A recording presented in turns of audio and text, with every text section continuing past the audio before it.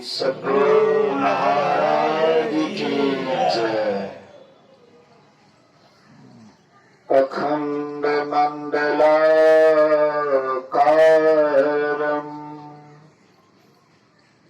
व्याप्तं येन चराचरम्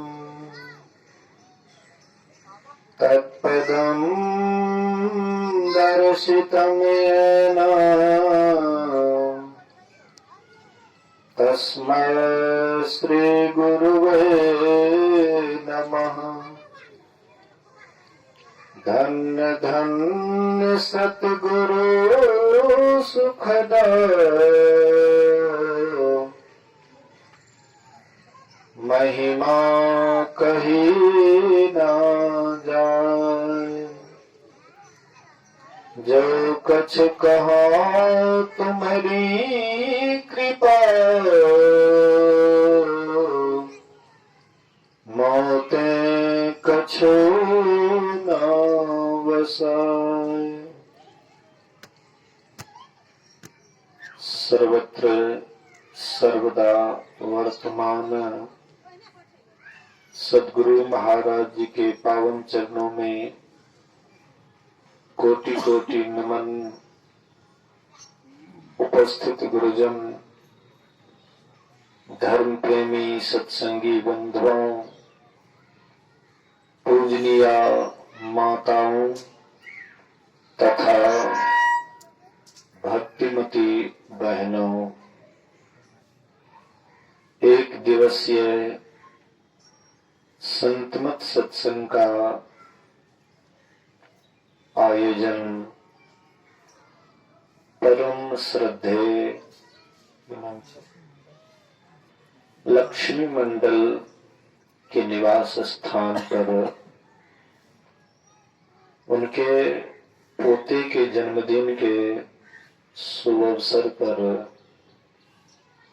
यह सत्संग रखा गया है। जाकी रही भावना जैसी प्रभु मूर्ति देखी तिन तैसी।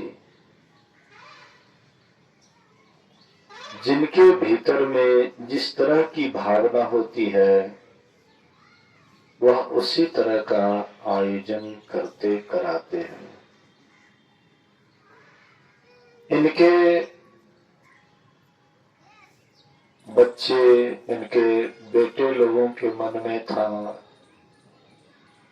कि हम लोग बच्चे का जन्मदिन मनाएं, और इनके भीतर में था कि हम सत्संग कराएं। देखिए दोनों में कितना फर्क है। इनके बच्चे के मन में है, इनके बेटे के मन में है कि हम जन्मदिन मनाएं। मतलब बच्चे के साथ बच्चा वाला खेल खेले। ये सब बच्चे वाला खेल है। और इनके मन में सयाना वाला खेल इनके मन में हुआ कि हम सयाना वाला काम करें। सबके भीतर में यह बात नहीं आती है। लोगों के मन में संसार के प्रति या संसार में लोग खुशी मनाते हैं, लेकिन जिनके भीतर में सत्संग ध्यान के प्रति लव होता है, प्रेम होता है, वह वैसे ही काम करते हैं। ये बता रहे थे कि इसके पूर्व भी बच्चे का जन्मदिन मनाया जा रहा था, तो मैंने कहा कि मेरे नाम पर सत्संग करा दो, हम सत्संग करना चाहते हैं। तो इस बार नहीं कराए, लेकिन इस बार कराना पड़ेगा। तो बच्चे लोग स्वीकार कर लिए, तो ये सत्संग करवा रहे हैं। बहुत सुंदर काम है। संसार में जितना भी काम है, सबसे अगर कोई उत्तम काम है, सबसे अगर कोई अच्छा काम है, आपको सुगति की ओर ले जाने वाले काम है, तो वह है सत्संग। इसलिए राम भगवान को कहना पड़ा, बड़े भाग पाइए सत्संगा। बड़े भाग्य से सत्संग मिलता है। अब बिना ही प्रयास, बिना कोई कठिनाई के, बिना प्रयास के भावभंग अर्थात जन्म मरण के चक्र से ऊपर उठ जाता है। इसलिए सत्संग की बहुत बड़ी महिमा है। इन्होंने सत्संग की महिमा को समझ बूझ करके अपने यहाँ ये आयोजन करवाए। तो हम आप अभी सुन रहे थे मां सबरी और भगवान राम जी के संवाद को। मां सबरी नवधा भक्ति में पूर्ण थी, उनको कोई चीज की कमी नहीं थी। ऐसा नहीं कि राम भगवान नवधा भक्ति सुनाए तो सबरी मां नवधा भक्ति में उसी समय पूर्ण हुई, ऐसी बात नहीं थी। वे पहले से ही पूर्ण थी, और पूर्ण को अगर पूर्ण वाला बात बतलाया जाता है तो उनके दिमाग में तुरंत अंट जाता है। अब कोई अधूरे हैं और कोई पूर्ण है, अधूरे को अगर पूर्ण वाली बात बताएंगे तो उनके दिमाग में नहीं अटेगा। इसलिए राम भगवान सुपात्र समझ करके कि सबरी इस ज्ञान में पूर्ण है, इसीलिए इनको ही बतलाना चाहिए। तो राम जी सबरी को माध्यम बना करके उपदेश करते हैं नवधा भक्ति का। आखिर राम जी क्यों उपदेश करते हैं नवधा भक्ति का? रामचरितमानस में पढ़ते हैं तो भक्ति के संबंध में बहुत जगह उसकी व्याख्या मिलेंगे, बहुत जगह भक्ति के संबंध में बतलाए हैं। लेकिन नवधा भक्ति के संबंध में फिर क्यों बतलाए, आखिर कारण क्या था? तो हम आप अगर इस पर गौर करेंगे तो जैसे अभी हम आप नीचे से ऊपर चढ़ने के लिए सीढ़ी का सहारा लिए। अब कोई कहेंगे कि सीढ़ी की क्या जरूरत है, बिना सीढ़ी का भी छत पर जा सकते हैं। हाँ, कोई सिद्धि प्राप्त किए हुए जोगी हो तो वे बिना सीढ़ी के भी जा सकते हैं। भगवान बुद्ध के समय में 500 भिक्षु आकाश मार्ग से उड़ते थे। जिनके अंदर अष्ट सिद्धि हो जाता है तो वे अपने शरीर को हल्का से हल्का, जैसे पत्ता हल्का होता है, सूखा पत्ता हल्का होता है, और जब जोरों का तूफान आता है तो वह पत्ता आकाश में उड़ने लग जाता है। तो उसी तरह से जब योगी अपने शरीर को हल्का से हल्का बना लेते हैं तो वे भी आकाश मार्ग में उड़ते हैं। अब भारी से भारी भी बनाने के लिए जानते हैं। ये अष्ट सिद्धि की बात है। तो हम आप तो सब के सब वैसे नहीं है कि बिना सीढ़ियों के छत पर चले आए, सीढ़ी का सहारा लेना पड़ता है। इसी तरह से हम भक्ति के पराकाष्ठा को प्राप्त करना चाहते हैं। भक्ति की पराकाष्ठा क्या है? मोक्ष, निर्वाण, सदा की छुट्टी। तो ये सदा की छुट्टी अगर चाहते हैं, निर्वाण चाहते हैं, मोक्ष चाहते हैं, तो आपको क्या करना पड़ेगा? नवधा भक्ति के सीढ़ी बाय सीढ़ी को समझ करके, तत्नुकूल आचरण करके, साधना करके, और तब आप मोक्ष रूपी छत पर जा सकते हैं। तो पहले सीढ़ी पर जैसे हम पैर देते हैं, सीढ़ी बाय सीढ़ी पर पैर देते हैं, उसके बाद हम छत पर जाते हैं।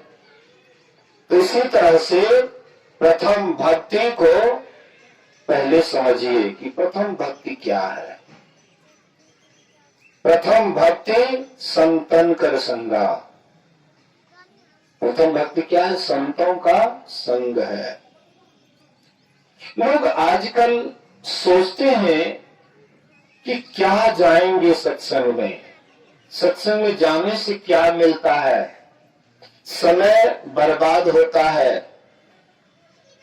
रमन चमन भी नहीं मिलता है, और जगह तो रमन चमन भी मिलता है, संगीत भी सुनने के लिए मिलता है।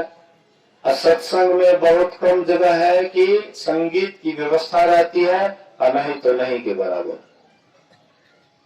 तो सत्संग में जाने से कोई विशेष आनंद नहीं मिलता है, तो फिर हम सत्संग में जाकर के समय को बर्बाद क्यों करें। तो थोड़ा सा इस पर विचार करें। मन, हम लोगों का मन कभी सतोगुण में रहता है, कभी रजोगुण में रहता है, और कभी तमोगुण में रहता है।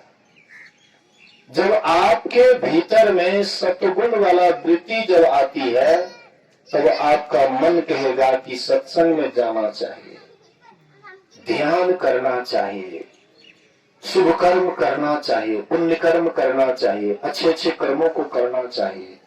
जब सात्विक विचार आता है तब, जब राजस विचार आता है तब हमें संसार की ओर दौड़ने के लिए प्रेरित करता है कि भाई देखो फलाने आदमी कमाए इतना धन जमा कर लिए, हम भी कमाएंगे तो ये कर लेंगे, ऐसे कर लेंगे, वैसे कर लेंगे। ये राजस वाला गुण। और जब तामस वाला गुण आता है तो तब उल्टा पुल्टा विचार आता है। तो अगर आपके भीतर में राजस सात्विक वृत्ति आती है, तब साधु संग करने की इच्छा होती है। सबरी माँ साधु संग की थी। जहां कहीं भी सत्संग होता था, पूर्व जन्म की बात सुन रहे थे कि जब शादीशुदा नहीं थी तब तो इधर उधर सत्संग में चली जाती थी, लेकिन शादीशुदा के बाद पति के अंदर रहना पड़ता है, सास ससुर के अंदर रहना पड़ता है, इसलिए सत्संग में बाधा होने लगी। लेकिन उनके भीतर में भक्ति करने की प्रबल इच्छा थी, और जिनके अंदर में भक्ति करने की प्रबल इच्छा होती है, ईश्वर उनको राह बता देते हैं, राह दिखा देते हैं, राह खुल जाता है। जिनके अंदर में भक्ति करने की प्रवृत्ति होती है, तो ऐसी उनके भीतर में भक्ति करने की प्रबल इच्छा थी, उनका भी राह खुल गया। अर्थात संतों का संग करने के लिए अगर उनको सब कुछ छोड़ना पड़े तो उनको छोड़ दिए, लेकिन संतों का संग नहीं छोड़े। मीराबाई को भी बहुत कष्ट दिया गया कि तुम साधु का संग मत करो। साधु संग करने से प्रतिष्ठा घटती है, लेकिन मोबाइल या टीवी चलाने से प्रतिष्ठा बढ़ती है। घर में मोबाइल, एक एक हाथ में मोबाइल या एलसीडी टीवी वगैरह आप हम देखते हैं, अश्लील से अश्लील चित्र देखते हैं, उसमें आपकी प्रतिष्ठा घटती नहीं है। लेकिन सत्संग में अगर आप जाते हैं तो आपकी प्रतिष्ठा घट जाती है। लेकिन मीराबाई को वह भी मंजूर था कि चाहे मेरी प्रतिष्ठा घट जाए लोगों की दृष्टि में तो ठीक, लेकिन साधु महात्मा का संग नहीं छूटे। ऐसी लागी लगन मीरा हो गई मगन, वो तो गली गली हरि गुन गाने लगी। ऐसी लागी लगन मीरा हो गई मगन, वो तो गली गली हरि गुन गाने लगी। बैठी संतों के संग रंगी मोहन के रंग, बैठी संतों के संग रंगी मोहन के रंग, मीरा रानी दीवानी कहाने लगी। ऐसी लागे लगन मीरा हो गई मगन, वो तो गली गली हरे गुन गाने लगी। कहते हैं अब काम धाम है तो क्यों करते, जैसे सतयुग रहे तो कलयुग है वे करते। बोलिए श्री सदगुरु। अभी हम आप संतों की सभा में बैठे हुए, यही है सतयुग। सतयुग संतों की सभा, यही है असली अयोध्या। वह जो अयोध्या का नाम सुनते हैं, जहाँ मंदिर मस्जिद का झगड़ा होता है, वो नकली अयोध्या है। अवध, अवध, और मतलब नहीं, वध मतलब हिंसा। जहाँ पर हिंसा नहीं होती है वही है अवध, और वहाँ पर हिंसा नहीं होती है, ऐसी बात नहीं। असली अयोध्या में यहाँ पर हिंसा नहीं होती, यहाँ पर अहिंसा परमो धर्म। तो आइए, तो मीराबाई कहती है, बैठी संतों के संग रंगी मोहन के रंग। हम आप परिवार में रहते हैं, हम लोगों का मन ईश्वर में लग करके नहीं रहता है। कभी बेटा को देखते हैं तो उससे मोह होता है, पोता को देखते हैं तो उसके प्रति मोह होता है, ममता उपजती है। मतलब हमारे अंदर में परमात्मा के प्रति, ईश्वर के प्रति घर परिवार में ख्याल नहीं रहता, इधर उधर दिमाग बट जाता है। लेकिन जैसे ही संतों का संग करते हैं तो वहां पर ईश्वर की चर्चा होती है, ईश्वर की तरफ हम लोगों का ख्याल होता है। इसलिए साधु महात्मा का संग अति आवश्यक है। जो इस रहस्य को जानते हैं, वे चाहे सुख हो या दुख हो, वे कभी भी सत्संग को नहीं छोड़ते हैं।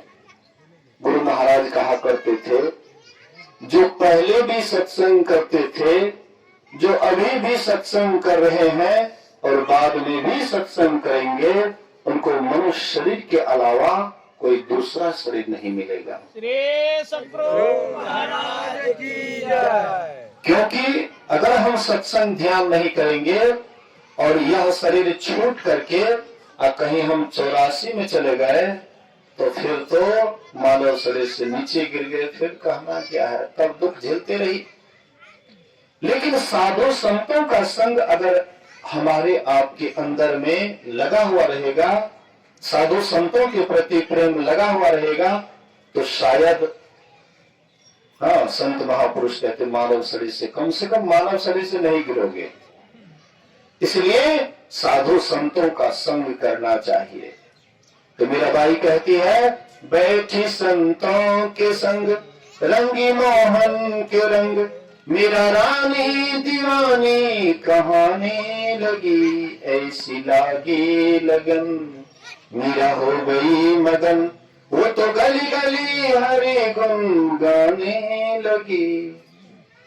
मीराबाई को कितना तकलीफ दिया गया, कितना दुख दिया गया, लेकिन मीराबाई फिर भी साधु महात्मा का संग नहीं छोड़ी। हम आप भी भक्ति करते हैं, हम आप भी ईश्वर का ध्यान करते हैं, सत्संग में जाते हैं, गांव समाज के लोग बहुत उल्टा पुल्टा बोलते हैं, लेकिन जो सहने के लिए जान जाता है, कितना है लोग कुछ बोले लेकिन उस पर ध्यान नहीं देते हैं, लेकिन भक्ति करना नहीं छोड़ते हैं, ऐसे ही भक्त या भक्ति एक दिन परमात्मा को पा लेते हैं।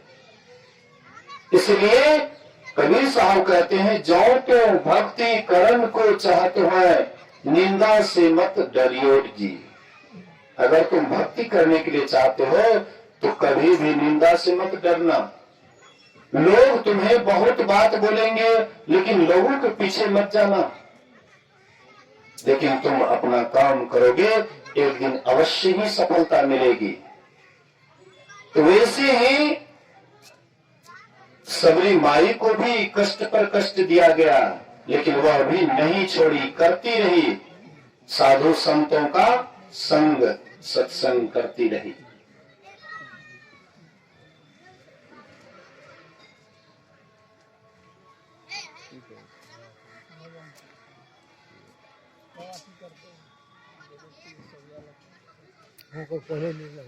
बोलिए श्री सद्गुरु। तो मां सबरी भी साधु संतों का संग की, उनके जीवन में भी काफी कठिनाई आई। हम आप बहुत बार सुने होंगे। मां सबरी जिस तालाब से पानी भरती थी, वहां के साधु महात्मा मना कर दिए कि तुम इस तालाब से पानी मत भरो, क्योंकि छोटी जाति की हो, छोटी जाति की मुसरनी हो, पानी छुआ जाएगा, इसलिए पानी मत भरो। लेकिन मना करने का नतीजा क्या हुआ कि पानी ही सड़ गया, पानी सड़ गया, खराब हो गया, पीने लायक नहीं था। साधु महात्मा को दूर दूर से पानी लाना पड़ता था। जब राम भगवान वहां आए और पूछते हैं साधु महात्माओं से कि क्या आप लोगों को कोई दिक्कत भी है?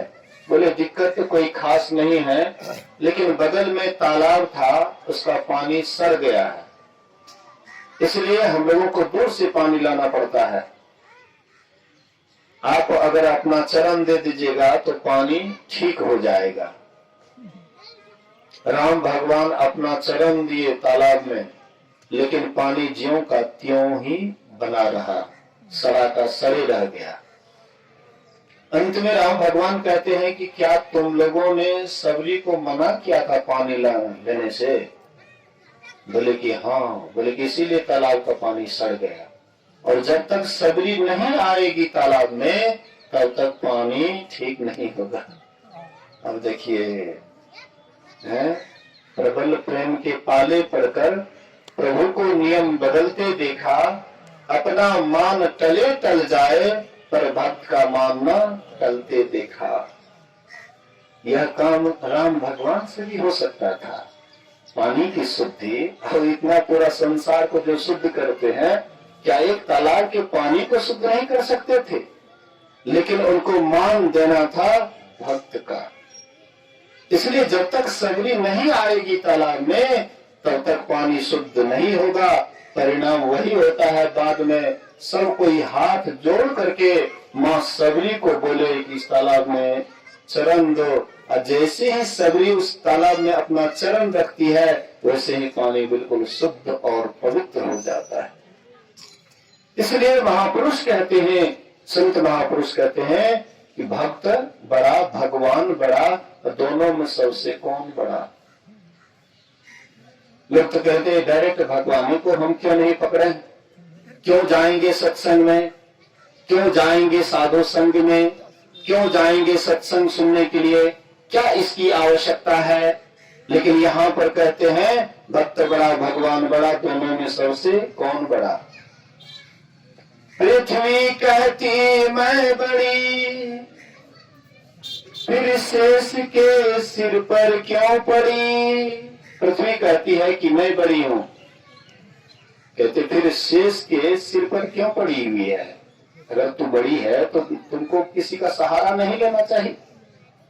पृथ्वी कहती मैं बड़ी, फिर शेष के सिर पर क्यों पड़ी? शेष कहता मैं बड़ा, फिर शिव के गले में क्यों पड़ा? शेष कहता है कि मैं बड़ा हूं, इसलिए कि पृथ्वी को उठा करके रखा हूं। शेष कहता मैं बड़ा, फिर शिव जी के गले में क्यों पड़ा है? फिर शिव जी के गले में क्यों तुम रह रहे हो?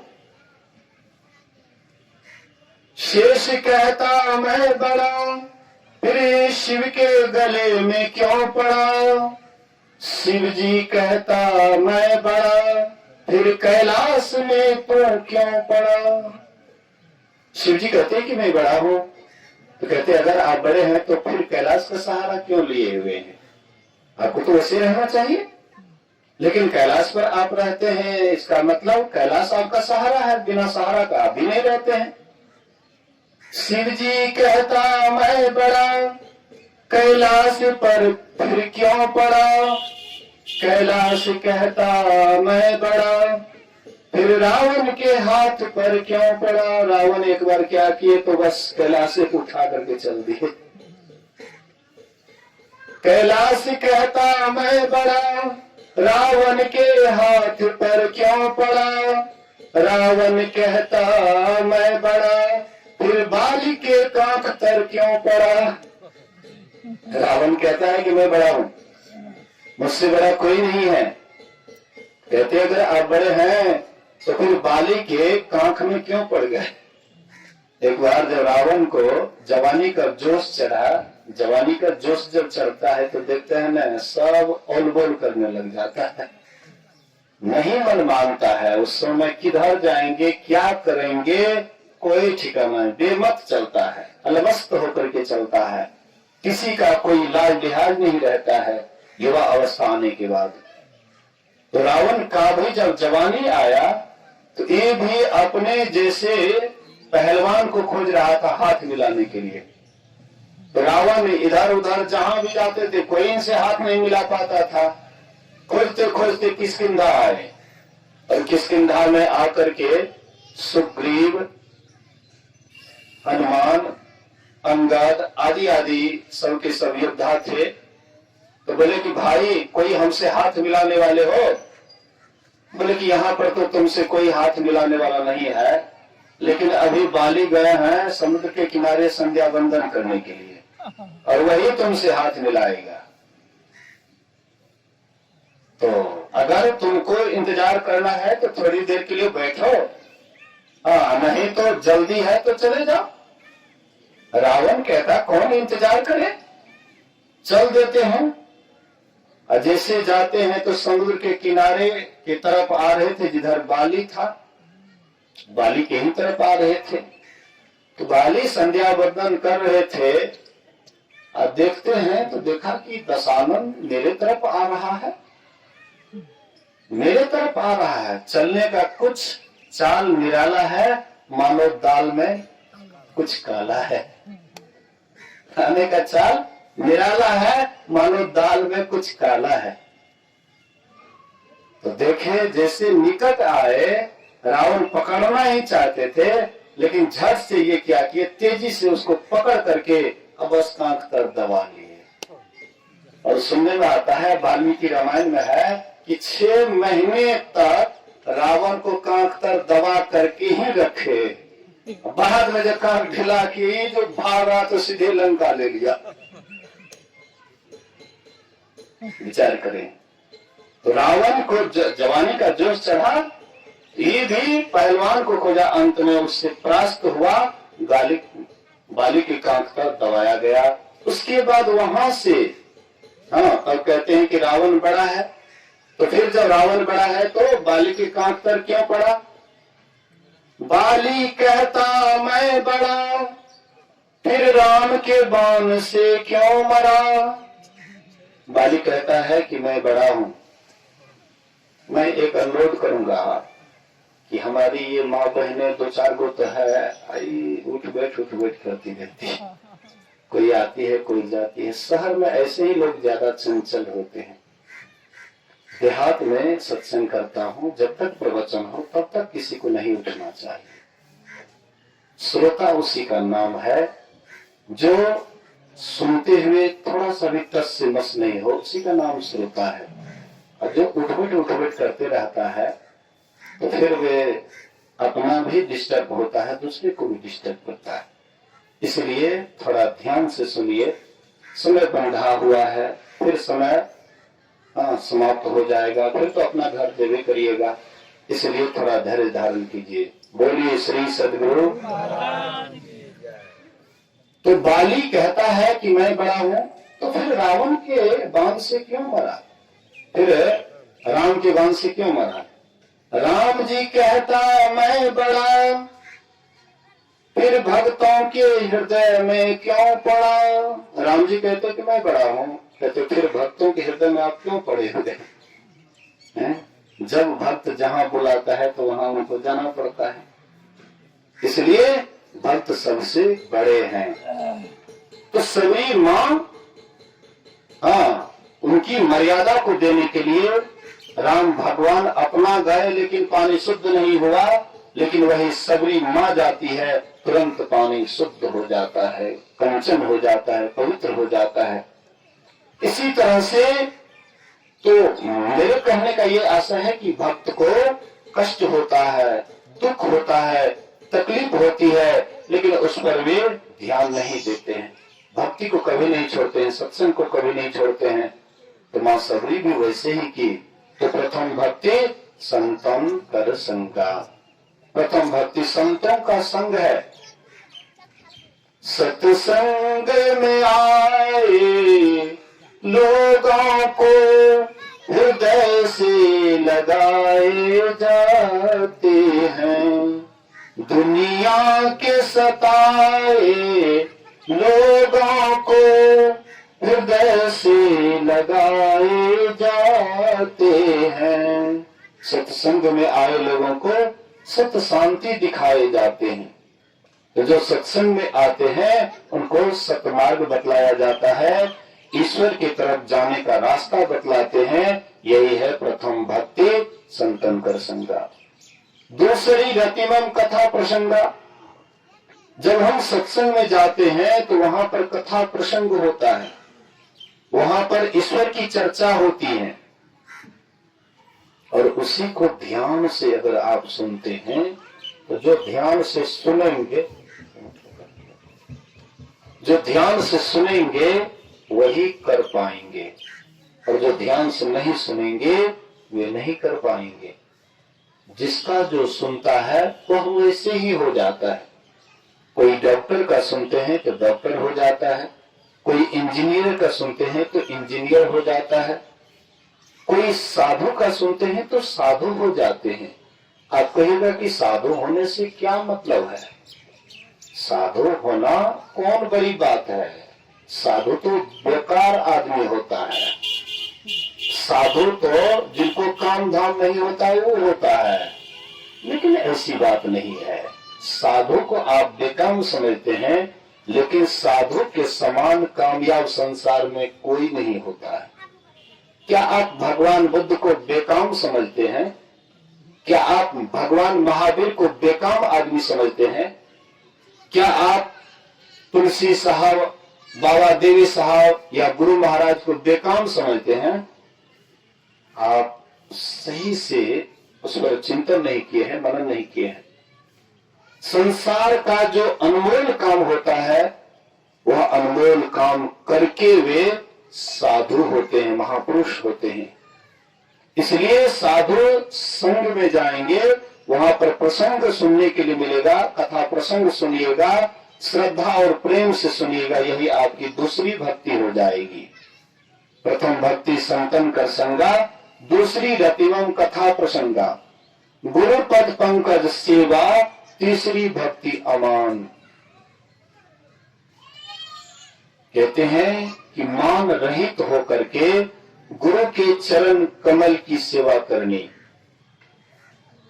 हम आप जहां भी जाते हैं तो सबसे पहले मान खोजते हैं कि यहाँ आए हैं, हमको मान मिल रहा है कि नहीं मिल रहा है, मिलेगा कि नहीं मिलेगा।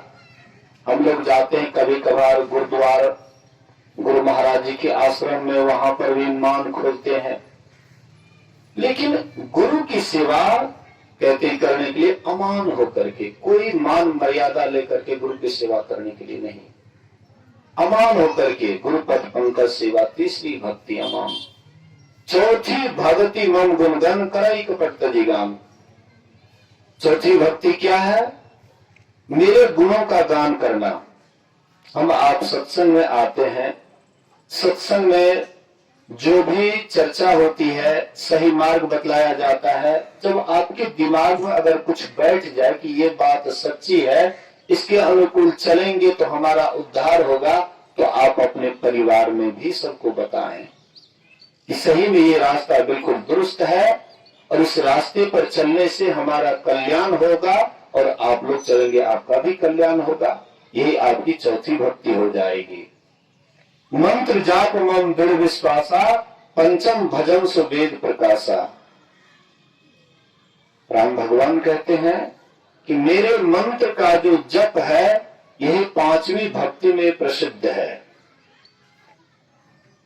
इस अभी जो हम आप चौथी भक्ति तक सुने, ये तो इधर बाहर में मन लगाने के लिए कहते हैं, अब कहते हैं कि आंतरिक सत्संग, भीतर वाला सत्संग कैसे करेंगे, तो एक मंत्र का जप करना है, और जो आपको गुरु के द्वारा मिला है। जप तो लोग करते हैं, लेकिन कुछ मनमाना भी जप करते हैं, लेकिन गुरु के द्वारा जो मंत्र मिला है उसको जो जपते हैं तो उसमें और ज्यादा पावर होता है। जैसे हाथ में गोली लेकर के किसी के ऊपर प्रहार कीजिए तो बहुत होगा तो उसके शरीर में थोड़ा खरोच आएगा, लेकिन वही गोली को बंदूक में दे करके अगर किसी को मारिए तो उसको आर पार कर देंगे। तो ऐसे ही गुरु के द्वारा जो मंत्र मिलता है और उसका जब आप जप करते हैं तो परमात्मा को सीधे छेद देता है और परमात्मा आपके पुकार को जल्दी सुनते हैं। इसलिए गुरु के द्वारा गुरु प्रदत्त मंत्र को जपना चाहिए, मनमाना नहीं करना चाहिए। एक माता जी से मैंने पूछा, माता जी कितना देर ध्यान करती हैं? बोले कि बाबा 2 घंटा। तो मैंने कहा कि मंत्र क्या जपती हैं? तो नहीं बाबा, मंत्र नहीं करके बतबोले, हाँ मंत्र बताने के लिए नहीं बोले। मैंने कहा कि नहीं, जिनको दीक्षा देने का आदेश है तो उनको आप बता सकती हैं, जिनको आदेश है हाँ उसको आप बता सकती हैं। तो कहती है कि बाबा पहले जो है ना हमें राम नाम के जपे छिए, कुछ देर तक उ जपे छिए, राम के रूप के ध्यान करे छिए, उसके बाद कृष्ण नाम के जपे छिए, ओहो रूप के ध्यान करे छिए। हाँ कुछ देर कालियों के नाम के जप ले छिए, ओकरो रूप के ध्यान करे छिए, कुछ देर दुर्गो के।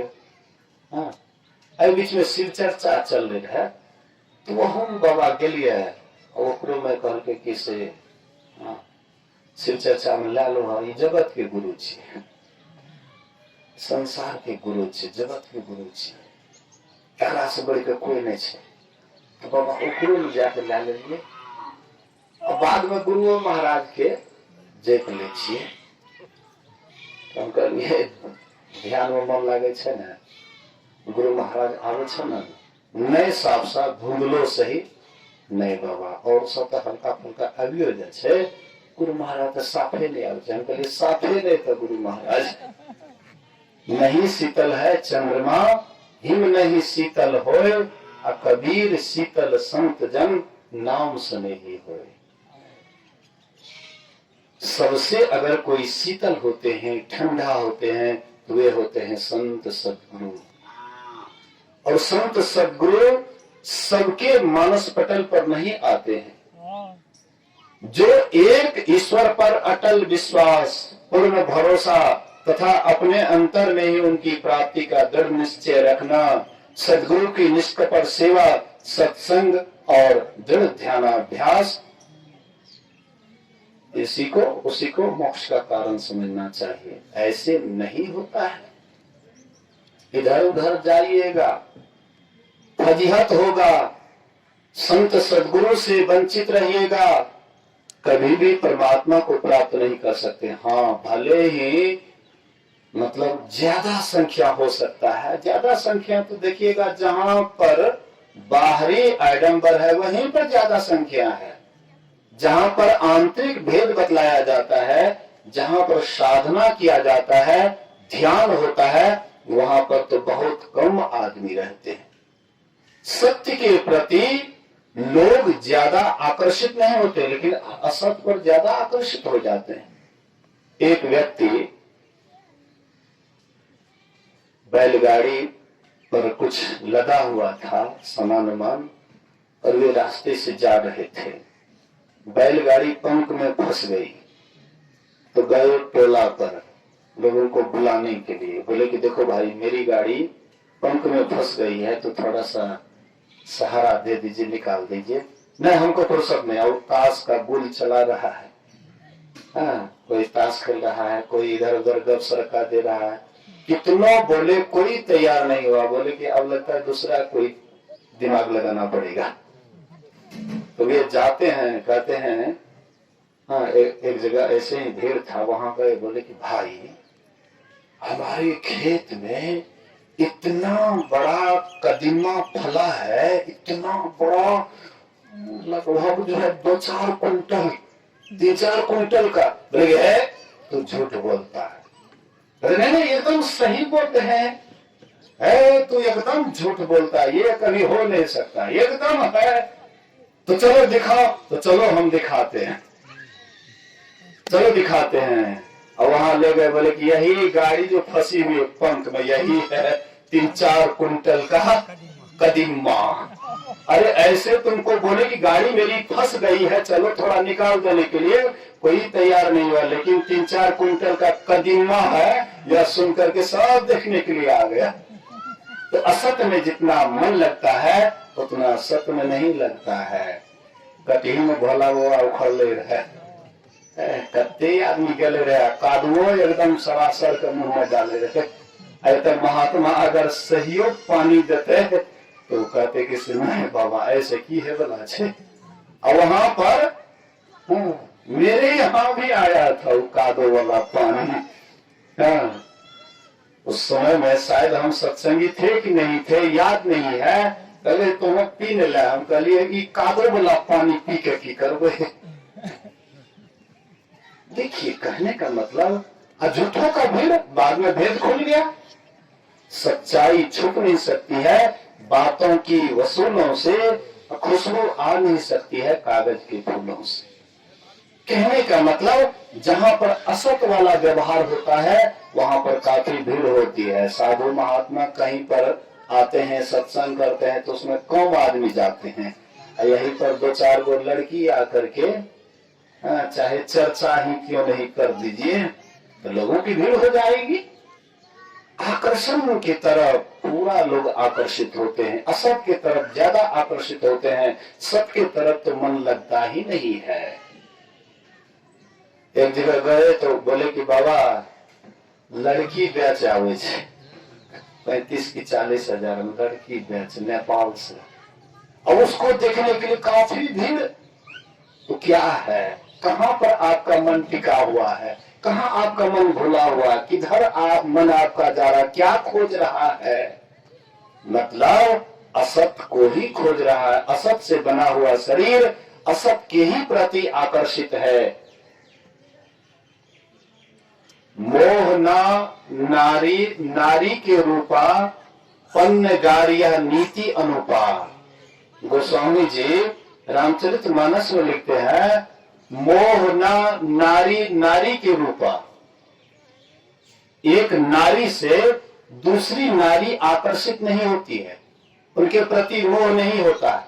लेकिन वही जगह पर एक नारी हो और दूसरा पुरुष हो, तब देखिए कैसे खींचा होता है। तो नेपाल से लड़की आ रही, वही गाती है, वही नाचती है, तो उसमें काफी भीड़। सच कहूं तो कोई न माने, झूठ कहा नहीं जाई हो।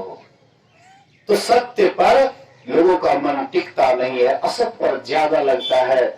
इसीलिए लेकिन जो ईश्वर पर विश्वास रखते हैं, उस पर भरोसा रखते हैं, वही एक दिन परमात्मा को प्राप्त करते हैं। तो यही 5वीं भक्ति मंत्र का जप जो गुरु के द्वारा मिला है, उसको जो बढ़िया से जपते हैं, वही आपको ईश्वर की तरफ झुकाता है। एक समय में द्वापर युग की बात है, उस समय में भगवान शिव और नारद जी दोनों में बातचीत हो रही है कि अभी इस समय में मृत्यु लोक में सबसे बढ़ करके कौन जापक है, जप करने वाला कौन है। तो नारद जी कहते हैं कि मैं जा रहा हूं मृत्यु लोक में, पता करूंगा कहां पर विशेष जप करने वाले हैं, अच्छे जापक हैं, किनको जप की सिद्धि हुई है, जपात सिद्धि, जप की सिद्धि किनके पास है, हम घूम करके पता लगा करके आ रहे हैं। तो नारद जी आए, अर्जुन अपने बिछावन पर लेटे हुए थे, एक एक श्वास में हे कृष्ण हे कृष्ण हे कृष्ण का जप एकदम अनवरत रूप से चल रहा था। टूटे न तार भजन करो निश दिन, टूटे न तार भजन करो निश दिन। एकदम तार एकदम जुड़ा हुआ था, लगा हुआ था। हाँ, एकदम एक एक श्वास में हे कृष्ण हे कृष्ण हे कृष्ण हे कृष्ण का एकदम लगातार जप चल रहा था। अब नारद बाबा समाचार लेकर के क्या जाते भगवान शिव के पास, ये भी बैठ गए, जबकि मादकता इनको भी छा गई। ध्यानी को जहाँ देखते हैं ध्यानी, उनको उसके प्रति आकर्षण हो जाता है कि चलो फलना ध्यान करते हैं, हम थोड़ा ध्यान कर लें। सत्संग जहाँ होता है, सत्संगी सुनते हैं आवाज, अरे सुनते हैं आवाज, चलो थोड़ा सा सत्संग सुन लेते हैं। कहीं जा भी रहे हैं फिर भी वहां से आपको प्रेम है, बिना बुलाए हुए भी आप वहां चले जाते, खींचे चले जाते हैं। जैसे कोई भांग खाने वाला है तो भांग खाने वाले को देखता है तो उसका भी मन हो जाता है। कोई गजपिया है, गाजा पीने वाले को देखता है तो उसका भी मन हो जाता है कि हम भी 2-4 सौंठ लगा लें। इसी तरह से जिनको जहां से लव होता है, प्रेम होता है, जब वहां जाते हैं तो उसकी भी इच्छा होती है वही। तो नारद बाबा ये भी तो कौन नहीं थे, ये भी ध्यान भजन में दिन रात रत रहते थे, प्रभु की कीर्तन में रत रहते थे। एक एक श्वास में जो ये अखंड रूप से जाप को करते हुए देखे, इनके मन में भी हुआ कि मैं भी बैठ करके क्यों नहीं जब ध्यान कर लूं। और नारद बाबा नीचे में, जैसे मैं ऊपर में बैठा हूं, आप लोग नीचे में बैठे हैं। अपने मान अपमान को छोड़ करके जिनको बुझाता है कि महात्मा ऊपर में हम नीचे में, तो डर से सत्संगों में नहीं आते हैं कि कहीं सत्संग में जाएंगे तो हमारी प्रतिष्ठा घट जाएगी। हम इतना पढ़े लिखे, हम इतने बड़े पद पर, इतने अच्छे नौकरी करने वाले, इतना पैसा कमाने वाले, और फिर महात्मा ऊपर, मैं कैसे नीचे। लेकिन जो बुद्धिमान होते हैं, जो भक्ति की गहराई को जानते हैं, वे कभी भी ऊंच नीच का भाव नहीं रखते हैं। 4 भाई सनकादि ऋषि 4 भाई थे, सनक, सनंदन, सनातन, सनत कुमार। ये चारों भाई कहीं कहीं जंगल में घूमते थे। अब मन हो जाता था सत्संग करने सुनने का, एक भाई ऊपर में बैठ जाते थे, 3 भाई श्रोता। किसी को बुलाने की भी जरूरत नहीं। यहाँ पर तो हमारे महोदय जी चकला से सत्संगी को बुलाए हैं कि चलिए मेरे यहाँ सत्संग है। हाँ, यहाँ के भी कुछ सत्संगी हैं, छातापुर के भी, लेकिन वहां से निमंत्रण देकर के बुलाए। अब वे लोग जंगल झाड़ में किसको निमंत्रण दे करके बुलाते हैं, जंगल झाड़ में कौन जाते हैं। तो एक भाई वक्ता और 3 भाई श्रोता, कोई फर्क नहीं पड़ता कि ये ऊपर बैठे हुए हैं और हम नीचे बैठे हुए हैं। हमको तो लगता है कि ऊपर बैठने वाले से नीचे वाले को अधिक लाभ होता है, सुनने वाले को बोलने वाले से अधिक लाभ होता है। सुनने में जितना मन एकाग्र होता है उतना बोलने में एकाग्र नहीं होता है। मैं जिला वार्षिक सत्संग में महर्षि शाही स्वामी जी महाराज जब तक रहे शरीर में, तब तक बहुत लगाव था उनसे मुझे। तो जहां कहीं भी जिला वार्षिक में जाते थे, आराम से जहां जगह मिला, आगे या पीछे जहां भी जगह मिला बैठ गए। और जब बाबा का प्रवचन होने लगता था तो मैं एकदम आंख बंद करके सुनने लग जाता था। इतना बढ़िया लगता था, मन इतना एकाग्र होता था कि मन में होता आहा सुख, आहा सुख, आहा सुख, बहुत अच्छा लगता था। तो वैसे ही जो बोलते हैं उनको उनका मन उतना एकाग्र नहीं होता जितना कि सुनने वाले का होता है। नारद बाबा बैठ गए अर्जुन के पैताने में, एकदम वो भी एकदम जप में मन लगा दिए, जप ध्यान करने लगे। शिव जी के मन में होता है कि नारद जी गए, अभी तक लौट करके नहीं आए, इसलिए चलना चाहिए, देखना चाहिए वे क्या करते हैं। तो शिव जी घूमते घूमते आए और देखते हैं अर्जुन एक एक श्वास में हे कृष्ण का जप कर रहा है। नारद बाबा भी एकदम मशगूल हो गए हैं ध्यान में।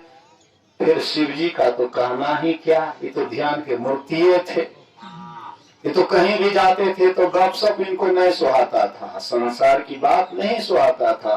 जहां भी जाते इसका आंख बंद हो जाता, बैठ जाते ध्यान में।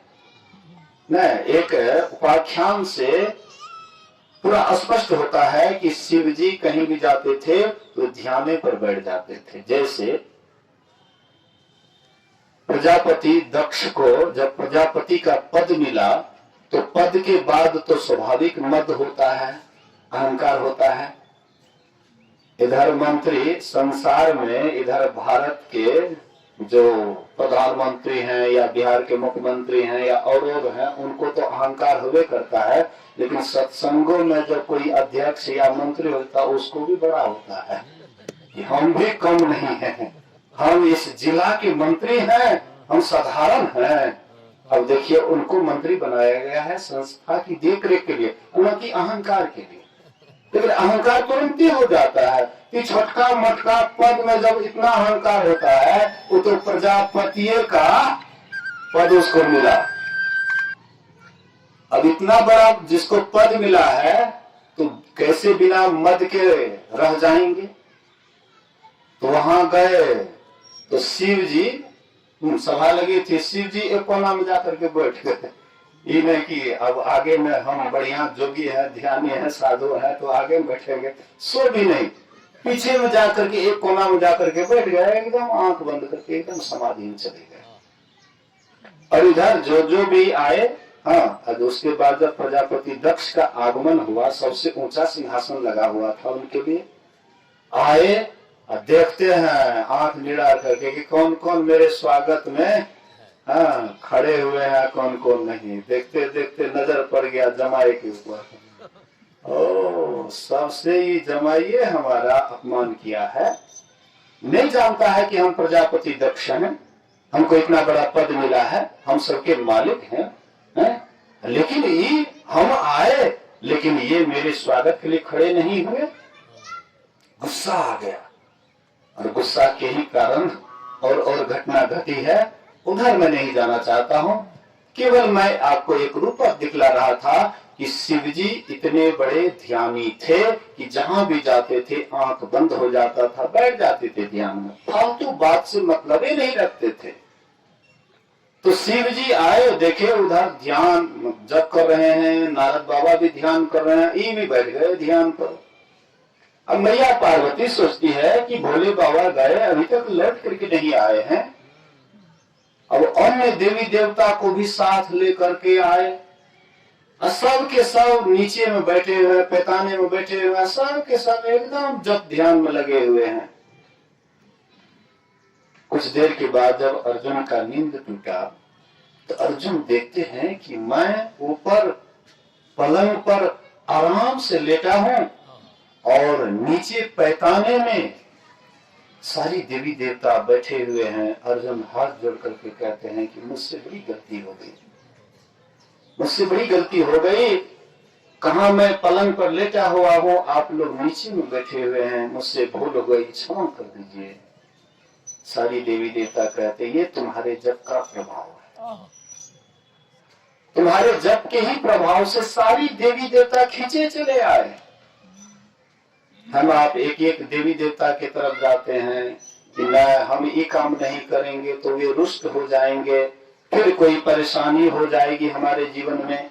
लेकिन अगर आप देवी देवता को खुश करना चाहते हैं, जो गुरु मंत्र मिला है, अगर आप उसका ठीक ठीक जप कीजिए तो जो देवी देवता के पीछे पीछे आप जा रहे थे, वही देवी देवता आपके पीछे पीछे जाएंगे और कहेंगे क्या चाहिए, बोलो क्या चाहिए, क्या तुम्हारी इच्छा है।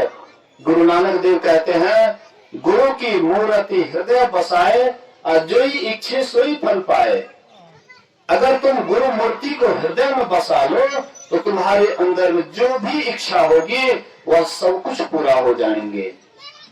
एक बार कुप्पा घाट में एक गृहस्थ मूर्ति रहते थे, गुरु महाराज जी के आश्रम में रहते थे, सेवारत रहते थे, गुरु महाराज जी उसमें मौजूद थे। अरुण बाबू या ऐसे ही उसका कुछ नाम था।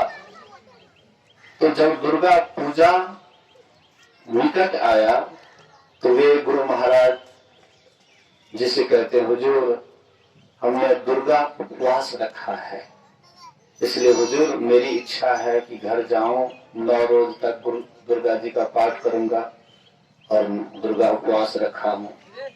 तो गुरु महाराज कहते हैं, फलना बाबू, जो आप दुर्गा जी से मांगे क्या वह गुरु पूरा नहीं कर सकते हैं? जो चीज आपने उनसे मांगा क्या गुरुदेव पूरा नहीं करेंगे? लेकिन आपको एक पर विश्वास नहीं है, एक पर विश्वास रहना चाहिए। तो मंत्र जाप मम दृढ़ विश्वासा, पंचम भजन सो वेद प्रकाशा, छठदम शील विरति बहुकर्मा, निरत निरंतर सज्जन धर्मा। कहते हैं इंद्रियों का दमन करना, विषयों की तरफ जो ये इंद्रियां जा रही है उसको रोकना। अब कैसे रोकेंगे? आंख है क्या देखेंगे नहीं, कान है क्या सुनेंगे नहीं, नाक है गंध नहीं लेंगे, जिह्वा है रसास्वादन नहीं करेंगे, चमड़ा है स्पर्श नहीं करेंगे। लेकिन महापुरुषों ने कहा इसको दवाई के रूप में लो।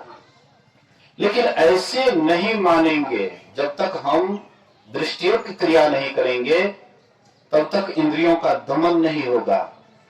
इसलिए दृष्टियों की क्रिया संत महापुरुष बताए हैं। गुरु महाराज कहते हैं, दो नयन बीचों बीच सन्मुख, एक टक देखत रहो, आप ही वह बिंदु झलके पट गिरा निर्खत रहो। कहते हैं दो नयनों के बीच में देखने के ढंग से देखो तो धीरे धीरे पूरे शरीर की जो चेतन धारा है वह एक जगह स्थिर हो जाएगा, एक जगह एकाग्र हो जाएगा। तब जो तुम्हारे अंदर जो घटना घटेगी वह आपके जीवन में शायद कभी नहीं घटा होगा। इस तरह की घटना घटेगी जैसे हम घर में मेन स्विच देते हैं, एक जगह बोर्ड के पास मेन स्विच होता है। जब मेन स्विच को ऑन करते हैं तो इधर जितना भी हीटर फीटर पंखा वगैरह सब कुछ चलने लग जाता है। लेकिन जब मेन स्विच को ऑफ कर देते हैं तो जितने भी यंत्र है सब ठप पड़ जाता है। ऐसे ही हमारे पास भी एक मेन स्विच है, दोनों भवों के बीच में एक मेन स्विच है जो ऑफ होने के बाद जब हम नीचे उतरते हैं तो सबसे पहले कंठ में आते हैं, उसके बाद और नीचे आते हैं, गहरी नींद में जाते हैं, हृदय चक्र में जाते हैं, बेहोशी वाला हालत होता है। लेकिन संत महापुरुष कहते हैं कि जहां पर तुम हो वहीं पर ऑफ से ऑन करो। अगर ठीक ठीक ऑन हो जाएगा तो जो तुम नहीं देखे हो वह देखोगे, वह देखोगे। हमारे भीतर में परमात्मा की ज्योति है और परमात्मा का आवाज भी होता है और दिन रात होता है। लेकिन वह ज्योति ऐसे नहीं दिखाई पड़ती है, देखने के जुक्ति से देखते हैं तब लखत लखत लखी पड़े कटे जम फंद है। अगर ऊपर के तारा को देखना चाहें, चंद्रमा को देखना चाहें या सूर्य को देखना चाहें तो थोड़ा सा अपने दृष्टि को ऊपर कीजिए और तुरंत आप चंद्रमा सूर्य या तारे को देख लेंगे। लेकिन भीतर वाला तारा को देखने के लिए, भीतर वाला चंद्रमा को देखने के लिए, भीतर वाला ज्योति को देखने के लिए, सूर्य को देखने के लिए बहुत मेहनत करना पड़ता है। और जो काम जितना ही कठिनाई के साथ, जो काम में जितनी कठिनाई होती है और जब सफलता मिलती है तो उसमें उतना ही सुख लगता है। ये तारा को देखने में कोई खास सुख नहीं मिलेगा, कोई शांति नहीं मिलेगी। लेकिन भीतर वाला तारा को देखने पर इतनी शांति मिलेगी कि मन होगा उसको देखते रहें, देखते रहें, देखते रहें। मन वहां से हटने का नाम ही नहीं लेंगे। एक माता जी ध्यान कर रही थी और रोप का समय चल रहा था, रोपाई चल रहा था, तो ध्यान कर रही थी और भीतर में देखती है कि सूर्य का उदय हो गया। आंख बंद है, मन धीरे धीरे सुख में प्रवेश कर गया और सूर्य भगवान का दर्शन करने लगे। त्रिकुटी में सूर्य उगे हो, त्रिकुटी में जाकर के सीधा सूर्य का दर्शन करने लगी। लेकिन वह माता जी धीरे धीरे स्थूल की तरफ उनका ख्याल चला गया। रोपाई का पूरा तालमाल चल रहा था। इधर ख्याल आ गया, अचानक उनके मन में होता है कि सूर्य का उदय हो गया, अभी तक जोन नहीं किए हैं। सूर्य उदय हो गया, अभी तक जोन नहीं किए हैं, कैसे खेत का रोपाई होगा। हड़बड़ा करके उठती है, बस वो सूर्य खत्म, देखती है तो अंधेरा है। तब माता जी को हुआ कि हे भगवान, हे गुरु महाराज, मैं कहाँ थी, कहाँ आ गई। मतलब एक बार अगर उसको देख लीजिएगा तो मन वहां से फिरेगा नहीं। देखे आंखें कोने मति फिरे ना। एक बार देख लेने के बाद वहां से मन हटता नहीं है। हाँ, लेकिन वह आपके भीतर में है। इसके लिए हम आपको ध्यान करना पड़ेगा, एक मंत्र का जप, एक रूप का ध्यान। उसके बाद वह देखना है जो कभी आप देखे नहीं है। कहते हैं संत पलटू साहब कहते हैं, कमठ दृष्टि जो लावई सो ध्यानी परमान, सो ध्यानी परमान सूरत से अंडा सेवे, आप रहे जलमाही सुखे में अंडा देवे, जस पनिहारी कलश भरे मार्ग में आवे, कर छोड़े मुख वचन चित कलसा में लावे, फनि मनि धरे उतारी आप चरने को जावे, वह गाफिल ना रहे सुरत मनि माही रहावे, पलटू सब कारज करे सुरत रहे अलगान, कमठ दृष्टि लावे सो ध्यानी परमान। वही ध्यानी परमान है जिनके भीतर में परमात्मा की ज्योति दिखाई पड़ती है, परमात्मा का आवाज सुनने के लिए मिलता है।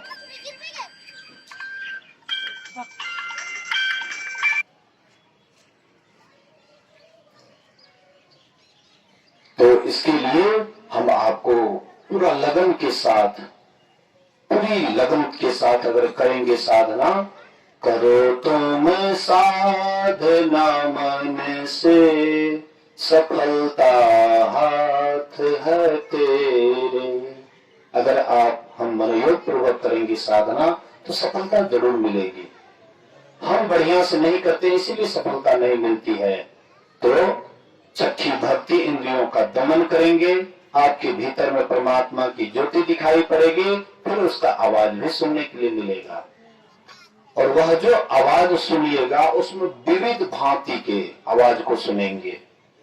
तो वहां पर हम आप शंका में पड़ जाते हैं कि किसको पकड़े किसको छोड़े। एक साधक शिशु बाबा से पूछे कि हुजूर, मैं साधना में जल्दी प्रगति करना चाहता हूं, कोई ऐसा उपाय बताइए।